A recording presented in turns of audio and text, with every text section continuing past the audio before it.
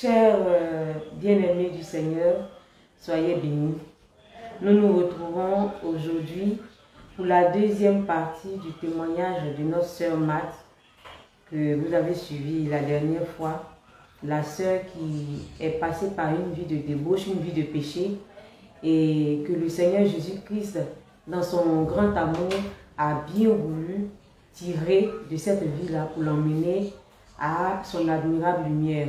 Aujourd'hui donc, elle va nous parler, nous donner la suite de son témoignage. Et nous étions à l'étape où elle avait commencé à chercher le Seigneur. Elle en avait marre de cette vie de débauche, de péché-là. Elle avait commencé à crier à Dieu pour que le Seigneur se révèle à elle, pour que le Seigneur penche aussi son regard vers elle. Et voici que le Seigneur va répondre à sa prière. Donc nous entrons dans cette deuxième partie et voici, shalom ma soeur, Shalom. sois bénie. Donc voici la sœur Matt que nous allons encore écouter aujourd'hui. Il m'a tant aimé, il m'a sauvé, il m'a tant aimé, il m'a sauvé, il m'a tant aimé, il m'a sauvé, il m'a tant aimé, il m'a sauvé. Oh, on l'a frappé, frappé sur la croix, tout cela pour me donner la vie. On l'a humilié, humilié sur la croix, tout cela pour me donner la vie. On l'a insulté, insulté sur la croix, tout cela pour me donner la vie. Il m'a tant aimé Jésus, il m'a sauvé, il m'a tant aimé, il m'a sauvé. Oh, il m'a tant aimé Jésus, il m'a sauvé, il m'a tant aimé, il m'a sauvé. Et n'est plus moi qui vis, alléluia, c'est Jésus qui vit en moi. Ce n'est plus moi qui vis, alléluia, c'est Jésus qui vit en moi. Oh Seigneur, ce n'est plus moi qui vis, alléluia, c'est Jésus qui vit en moi. Ce n'est plus moi qui vis, alléluia, c'est Jésus qui vit en moi. En moi, en moi. C'est Jésus qui vit en moi, ce n'est plus moi qui vis, alléluia, c'est Jésus qui vit en moi. Amen, amen, amen, amen, amen, amen. Shalom, shalom, frères et sœurs, vraiment, que Dieu vous bénisse. C'est la sœur Matt, vraiment, le réveil international, Jésus revient de Gagnoa. Vraiment, je veux dire quelque chose à une personne qui m'écoute ce matin. Bien aimé, si tu t'es véritablement donné à Jésus, que ta famille, bien dans le milieu dans lequel tu te trouves, te prend toujours comme tu étais auparavant, c'est que ce n'est pas le vrai Christ.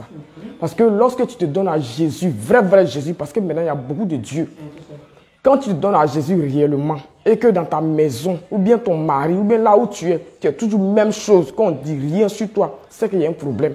Mais quand tu te donnes à le véritablement Christ, même ta famille, même tes enfants, même tes parents te rejettent. Parce que le choix que tu as fait là, ce n'est pas n'importe quel choix. Et quand c'est comme ça que ça prouve vraiment que Christ est avec toi. Voilà, donc vraiment, ce que je voulais la sœur Matt, tu vas nous dire, quand tu as passé cette étape-là, que tu t'es rendu compte par la grâce du Seigneur que tu n'en pouvais plus et tu as commencé à crier à lui. Quand le Seigneur s'est révélé à toi, voilà, maintenant que tu as commencé à marcher avec Jésus, du côté de ta famille, est-ce que les choses ont été aussi simples? Est-ce qu'ils ont accepté? Parce que dans ton témoignage, tu nous as dit que quand tu te prostituais, c'était pour t'occuper de ta famille. Et du coup, voilà que le Seigneur va se révéler à toi, les choses vont changer. Comment ça a été vu du côté de ta famille? Comment ils se sont comportés avec toi? Vraiment, du côté de ma famille, ils ont commencé à... Vraiment, moi-même, j'ai vu qu'il y a eu un changement. Ils ont commencé à me rejeter, ils ont commencé à m'écarter carrément. Ils ont commencé à me mettre de côté. Et quand j'ai commencé à faire les missions, je sors, je rentre. On dit, mais elle sort trop, elle va où? Elle cherche quoi au juste? Qu'est-ce qu'elle veut? Qu'il y ait l'église à côté de nous ici, elle cherche quoi? Et chaque soir, quand je rentre, ma soeur me fait asseoir pour dire, ah, mais on dit, tu vas où? On dit, tu cherches quoi? Où tu vas là-bas? Il y a quoi là-bas? J'ai dit, ma soeur, quand je m'en vais, je vais à l'église. Elle dit, mais l'église ici, tu cherches quel genre d'église? J'ai dit, non. À l'église où moi je m'en vais là, c'est Dieu qui m'a dit d'aller là-bas. Ce n'est pas un homme qui m'a dit d'aller là-bas. Donc là où je m'en vais là, j'aimerais pour Dieu. Il ne veut pas là pour quelqu'un. Elle dit, non, mais tu exagères. Comment tu vas quitter à Barrio pour aller au loin là-bas? Il dit, ma soeur, le transport, ce n'est pas toi qui achètes le transport. C'est Dieu qui paye le transport. Tant qu'il paye le transport, moi, je m'en vais seulement. Donc, c'est comme ça. J'ai commencé à aller à l'église, vraiment me mettre dans les programmes, dans les activités de l'église. Vraiment, j'ai commencé à servir le Seigneur. Et quand je sors, je viens, c'est les histoires. Même mon téléphone, on me dit de ne pas jouer de la musique au dehors, de ne pas décrocher mon téléphone à la maison. En tout cas, ils m'ont privé un peu de tout. Donc moi-même, là, pour finir, mais j'étais coincé. Je ne savais pas comment j'allais faire. Et j'ai commencé à crier à Dieu. J'ai dit, ah, j'ai souffert dans le monde.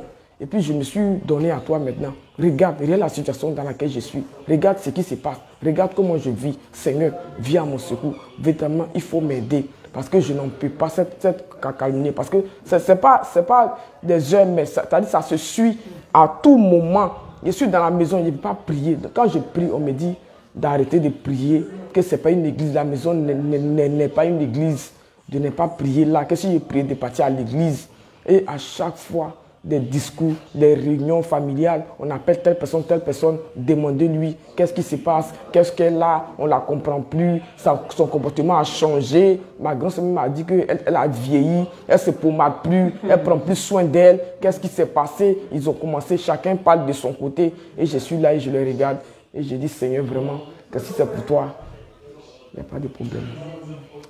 Bien aimé, la Bible nous dit dans le livre de 2 Corinthiens 5 au verset 17 ceci: dès que quelqu'un est uni au Christ, il est un être nouveau.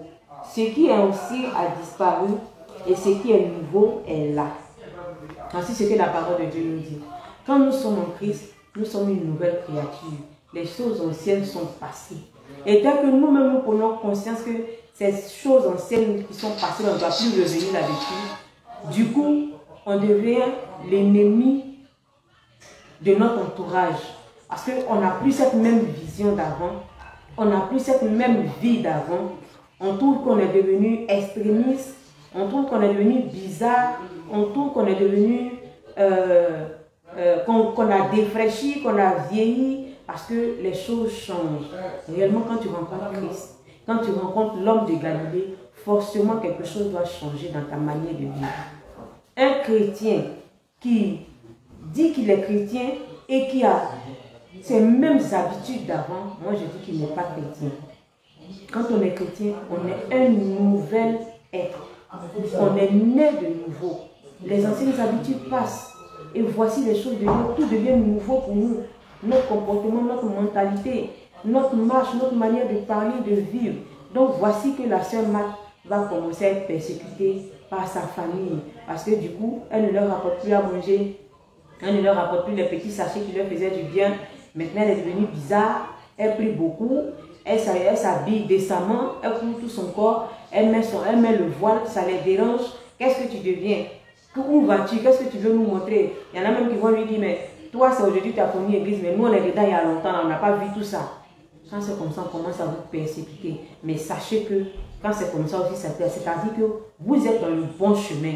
Vous êtes dans la vérité. Donc vous devez tenir ferme. Vous devez tenir ferme parce que celui qui vous soutient, c'est Jésus.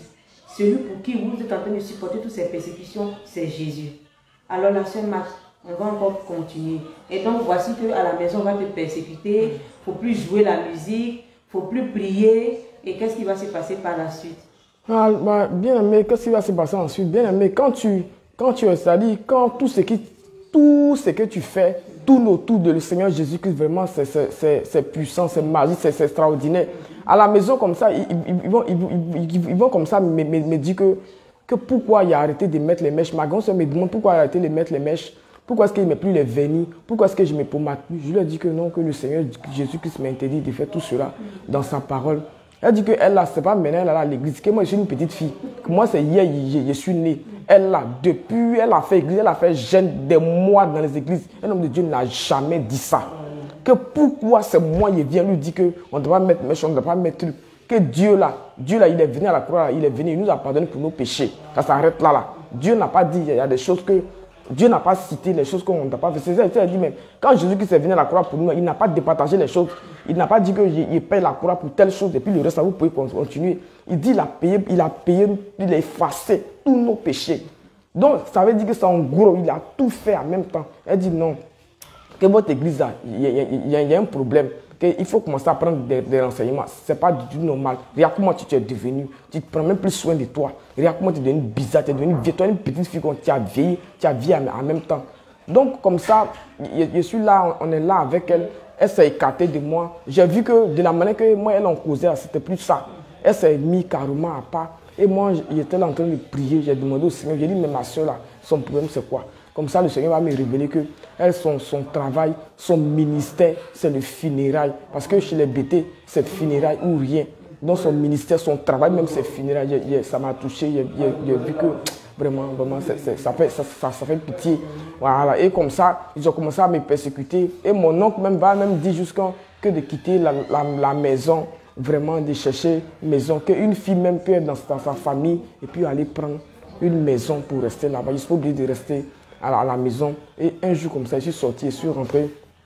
Le vieux a fait une réunion à la maison. Il dit, ouais, tu es bien arrivé. Celui qui était en mission, mais il venait d'arriver. Il dit, tu es bien arrivé. Il a dit, mais le vieux, le problème c'est quoi? Il dit, non, ton enfant que tu as laissé là, l'enfant là, moi j'ai préparé sauce. Je l'ai donné. J'ai dit, l'enfant n'a qu'à manger. L'enfant a dit que lui, il ne mange pas cette sauce là. Qu'est-ce que toi tu as dit à l'enfant avant d'aller en mission? Tu lui as dit quoi? Il dit, ah, le vieux, il lui a rien dit.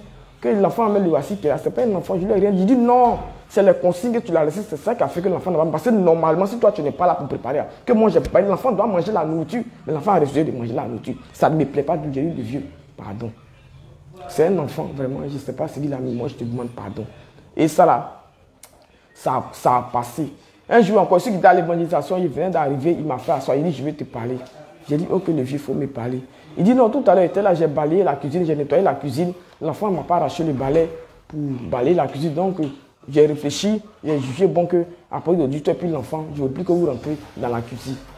C'est la décision que j'ai prise. Si vous voulez faire autre chose, faites ça dehors. Je ne veux plus que vous êtes franchir le seuil, la porte même de la cuisine. Restez au dehors. J'ai dit, ok, le vieux. Quand j'ai dit, ok, le vieux, j'ai commencé à respirer, j'ai respiré. J'ai dit, hey, Seigneur, vraiment, et que ta volonté soit faite. Il dit, pourquoi il dit cette phrase-là? Que je l'ai appelé, c'est-à-dire, c'est une main, je l'ai appelé, j'ai dit à Dieu, le voici, que ça ne le peut pas. Il a commencé à parler. Tu peux prendre tes bagages pour quitter dans la maison. Tu n'es pas obligé de rester ici. Il dit, le vieux, il ne faut pas te presser. Je vais partir, mais il ne faut pas te presser. Quand le moment viendra, je vais partir. Il dit, non, il faut partir, il ne faut pas attendre. Il ne faut même pas attendre que le moment arrive. Maintenant, même, faire tes bagages, il faut partir. Et si c'est ce processus-là, moi, on a voyagé encore, on allait en mission. On est parti, c'est là-bas, vraiment, c'est là-bas j'étais. Et j'ai dit à Dieu comme ça, en partant dans cette mairie, Seigneur, d'ici je vais partir, je vais revenir vraiment. Il faut que tu aies une solution de maison pour moi. Parce que là où je suis plus à l'aise. Je n'arrive plus à prier. Je n'arrive même plus à faire de jeûne. Quand je fais jeûne, je suis persécuté. Donc je ne veux plus rester dans cette maison. Vraiment, je ne sais pas comment tu vas t'arranger, mais trouve une solution pour que je quitte dans cette maison. Donc c'est comme ça.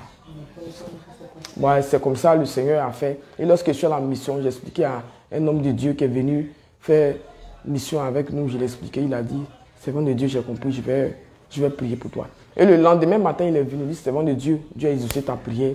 Vraiment, le Seigneur dit que quand tu vas retourner, le problème est réglé. Tu vas aller habiter dans toi-même, ton propre coin. Et j'étais content. Et lorsque je suis allé, effectivement, il a touché le cœur de l'homme de Dieu, apôtre, pour dire que je suis rentré chercher ta maison, toi-même va voir les maisons si ça te plaît, lequel des maisons que tu veux. Et puis tu vas commencer à aménager. Et là-bas, c'est comme ça, j'ai commencé à chercher. Il a dit non, il ne faut pas y aller chercher, que c'est lui-même qui cherche une maison pour moi, de rester tranquille. Quand lui-même va trouver une maison, il va me faire signe. Donc c'est comme ça, il est en train de prier, intercéder, vraiment, Seigneur, fais quelque chose pour moi, pour que je puisse trouver cette maison, ce que tu m'as promis. Avant de trouver cette maison, il m'a montré cette maison dans le songe où j'étais en train d'arranger, où les enfants avaient laissé les trucs au dehors, et puis je fermais la porte, en tout cas je faisais le ménage, j'arrangeais. Dieu parle jamais à un enfant de Dieu sans qu'il te montre. Même si quelque chose doit t'arriver, le Seigneur Jésus va te révéler ça d'avance. Là au moins tu prends tes précautions. Jésus-Christ, il révèle toujours à ses enfants ce qui arrive et ce qui va arriver. Il ne surprend jamais ses enfants. Il révèle toujours. Donc il m'a montré cette maison. Il dit c'est là-bas tu vas rester pour le moment. Et il a commencé à tracer. Et quand nous sommes arrivés, moi et les soeurs sur le terrain, il a dit qu'effectivement, c'est là où vous avez mis les pieds les premiers jours, c'est là qu'elle va habiter, c'est là qu'elle va prendre la maison. Donc c'est comme ça que j'ai pris, j'ai eu la maison. Donc après ça maintenant, quelles sont les expériences que tu as vécues avec le Seigneur Jésus par rapport au don qu'il a fait grâce de te donner? Comment ça s'est passé? Ouais, après ça maintenant, les dons de vision, les dons de guérison, vraiment il a commencé à se révéler à moi. Vraiment il faut dire que moi chez moi, il me suis dit que quand le Seigneur Jésus te parle, pour ceux à qui il parlait auparavant, il me suis dit que lorsque Dieu va te parler, parce qu'il est en haut, lorsqu'il va te parler, sa voix sera tellement forte que tes oreilles ne pourront pas supporter. Mais quand moi il me parlait, vraiment il a dit autrefois, lorsqu'il est descendu, on était à un truc des choses, comment on appelle, des délivrances. Et puis, la dame était, en tout cas, son habit qu'elle avait porté, elle était chargée, c'est-à-dire le pagne était marqué. Et on était en train de faire la délivrance, feu. Et puis, comme ça, il m'a parlé doucement, et puis il a dit, mais regarde comment elle est chargée. Vous voulez que moi, je n'ai qu'à faire quoi? Je ne peux pas descendre.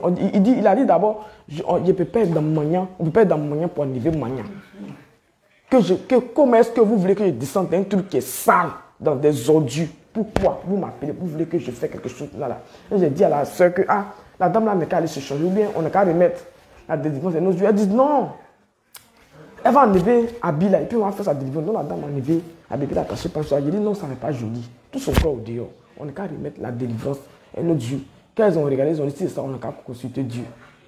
J'ai dit ok, il n'y a pas de problème. Donc on s'est mis en genoux, on a commencé à consulter Dieu. Et il est descendu. Et le Seigneur a dit que, mais quand je parle, pourquoi est-ce que vous ne m'écoutez pas? Que j'ai dit que je perds dans mon moyen pour enlever mon moyen. Que cette femme-là, elle est chargée de la tête jusqu'au pied, même dans sa maison, elle est chargée. Et vous voulez que je descende, que j'essaie, que moi, là, si je vous parle clairement comme ça, là, vous ne pouvez pas supporter ma voix. Donc j'ai diminué le son de ma voix pour pouvoir vous parler. Mais avec ça, vous n'entendez pas toujours. C'est là que j'ai su que vraiment le Seigneur me parlait. Et j'étais content de ce jour-là, vraiment. Ce n'est pas donné à n'importe qui que le Seigneur vous parle comme ça, physiquement. Et c'est depuis ce jour-là, j'ai commencé à expérimenter vraiment la puissance de Jésus. Depuis ce jour-là, il n'arrête pas de me parler dans les songes, dans les visions. Lorsque j'ai besoin d'argent, et je me mets à lui dire, papa, vraiment, j'ai besoin d'argent. Il me montre, je suis en train de prier comme ça, et puis il voit une main qui est remplie d'argent, en train de me déposer ça dans ma main. Il me montre ça comme ça. Et quand il me montre ça comme ça, c'est que la semaine qui vient, l'argent arrive automatiquement. Beaucoup d'argent arrive automatiquement.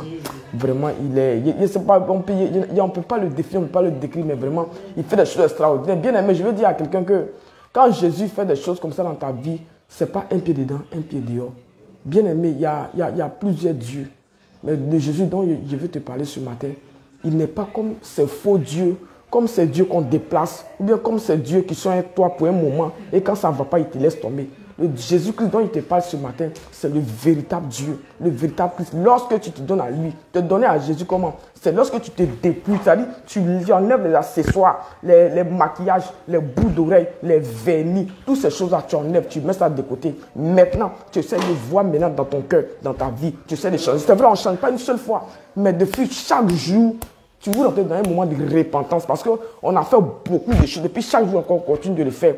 Mais lorsque tu es dans la repentance et tu laisses ta vie de débauche, tu laisses ta vie de goéga, tu laisses toutes ces choses-là et puis tu es consacré physiquement à lui. Tes yeux sont tournés vers toi, tes pensées sont vers lui. Lorsque tu lui demandes quelque chose, bien aimé, son nom-là, il n'aime pas la honte. Lorsque tu dis Jésus, à cause de son nom que tu as prononcé là, il va faire quelque chose. Et il le fait toujours parce que son nom-là, ce n'est pas n'importe quel nom. Il n'aime pas que son nom soit prononcé comme ça, en vain. Donc il intervient toujours à cause de la puissance de son nom. Il est là et puis bon, ce que tu as demandé, il te donne. C'est comme ça, il pourvoit à mes besoins. Bien aimé, c'est vrai, lorsque tu te donnes véritablement à Jésus, c'est difficile. Au début, c'est difficile. Mais ce moment, c'est un moment de preuve. Tu ne veux pas donner ta vie véritablement à Jésus, puis tes parents vont te prendre pour t'amener dans un supermarché pour acheter tout ce que tu veux, c'est impossible. Si tu fais ça, c'est qu'il y a un problème, c'est que ce n'est pas le véritablement Jésus. Mais tes parents vont te rejeter, ils vont t'insulter, ils vont se mettre à... Moi-même, mes soeurs m'appellent d'Abidjan pour m'insulter. Pour dire, mais qu'est-ce que tu as? Tu as quel problème? On dit que tu as déménagé de la maison, on dit que tu es parti, mais qu'est-ce qui se passe? Tu as quel problème? Juste comme il y a deux mecs qui m'appellent, pour dire, c'est là, vous ne la connaissez pas, elle est mauvaise, elle est comme ça. Dieu dit, faut pas les écouter. Il faut me regarder. Désormais, je suis ta famille. Je suis tout pour toi. Et quand Dieu te dit ça, il est en haut, toi tu es en bas. Il te dit ça vraiment. C'est du jamais vu. Parce que ce que mes parents ne m'ont pas donné là, Jésus-Christ m'a donné. Bien aimé, la paix du cœur, c'est plus que l'argent. Tu as l'argent et puis tu t'oublies. Tu as l'argent la nuit, tu ne dors pas. Tu as l'argent, tu as tous les problèmes. Mais bien aimé, en Jésus, la première chose là, tu as la paix du cœur. C'est-à-dire, tu n'as rien, tu n'as pas l'argent, mais tu es à l'aise. En tout cas, tout va bien. Ton corps là même, tu sais, quand tu es assis comme ça là même là, tu ne penses pas à autre chose. En tout cas, tu es à l'aise. Ça, c'est déjà quelque chose d'important d'abord, premièrement pour commencer. Maintenant, tu es sûr, maintenant tu essaies de prier, tu dis à Dieu d'orienter ta vie par rapport à les derniers temps qui sont bien aimés, parce que véritablement, il faut dire que les temps sont finis. On court après l'argent, on court après les biens de ce monde, on court après les choses de ce monde. C'est vrai, les choses de ce monde-là, c'est sur la terre, c'est important, mais au ciel là-bas, ça n'a pas d'importance. Tu dois courir après l'argent. Et si tu meurs, où ira ton âme? Où ira ton âme? C'est ça qui est important. Donc quand tu donnes ta vie à Jésus, il faut un moment de repentance. Il ne faut pas dire que, comme je me suis repenti aujourd'hui là, c'est que Dieu a pardonné mes péchés tous les jours. Il faut être dans le repos. Il faut demander à Dieu. Parce que ce qu'on a fait là, c'est tellement beaucoup qu'on oublie ça. Mais le Seigneur, de fur et à mesure que tu lui demandes pardon là, le Seigneur Jésus te rappelle, il te rappelle toujours. Toujours, tu dis aussi, Seigneur, rappelle-moi, rappelle-moi. Il va te rappeler tes péchés. Même ce que tu as oublié, il va te rappeler. C'est en ce moment-là qu'il pourra pardonner tes péchés. Mais si tu appelles la nuit et que tu dis, moi, hier nuit, j'ai déjà prié, c'est fini. Non, non, non, tu n'as rien fait encore. Tout le temps dans la repentance parce qu'on a fait plein de choses vraiment qui ne plaisent pas à notre Seigneur. Et par sa grâce, quand il nous prend, il faut toujours lui demander pardon. Il ne faut jamais arrêter de prendre repentance pour demander pardon à Dieu. Et de gêner aussi pour voir qu'il ouvre les yeux pour te montrer des choses extraordinaires. Alléluia. Amen. La Bible nous dit dans le livre de Romains 12, à partir du verset 1, que frères, puisque Dieu a manifesté sa bonté pour nous, je vous exhorte à vous offrir vous-même en sacrifice vivant, réservé à Dieu et qui lui est agréable. C'est là le véritable culte que vous lui devez. Ne vous conformez pas aux habitudes de ce monde, mais laissez Dieu vous transformer et vous donner une intelligence nouvelle. Voilà à quoi est-ce que le Seigneur nous appelle. De lui donner notre corps comme un sacrifice vivant. Notre corps n'est pas fait pour la vie de ce monde, les plaisirs de ce monde. Notre corps est fait pour adorer Jésus-Christ de Nazareth. Notre corps, nous devons le mettre à la disposition du Saint-Esprit pour qu'il puisse nous utiliser comme des canaux pour délivrer des personnes, pour transmettre des messages à des personnes, pour racheter la vie de certaines personnes qui sont encore condamnées dans le péché, dans la vie de ce monde. Quand nous sommes en Christ, nous sommes de nouvelles personnes et nos corps, nous devons l'offrir au Seigneur Jésus pour qu'il puisse se retrouver en nous, pour qu'il puisse nous utiliser.